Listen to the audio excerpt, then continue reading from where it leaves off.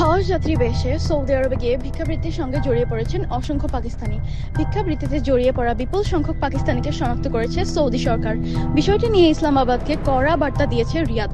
পাকিস্তানের সংবাদ মাধ্যম এক্সপ্রেস ট্রিবিউন জানিয়েছে, পাকিস্তানি ভিক্ষুকদের সৌদি আরবে ঢোকা রোধ করতে প্রয়োজনীয় পদক্ষেপ নিতে পাকিস্তানকে অনুরোধ করেছে। সৌদি আরব দেশটির সরকার বলেছে, পরিস্থিতি নিয়ন্ত্রণ করা না গেলে পাকিস্তানি ওমরা ও হজ যাত্রীদের ওপর নেতিবাচক প্রভাব পড়বে।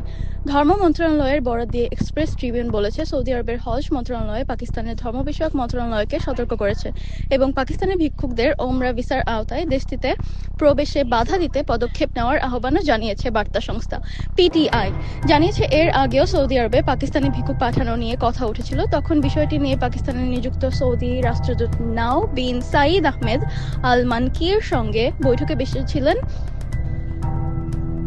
বসেছিলেন পাকিস্তানের স্বরাষ্ট্রমন্ত্রী মহসিন নাকভির। বৈঠকে স্বরাষ্ট্রমন্ত্রী বলেছিলেন, সৌদি আরবে ভিক্ষুক পাঠানোর জন্য দায়ী মাফিয়াদের বিরুদ্ধে কঠোর ব্যবস্থা নেওয়া হবে।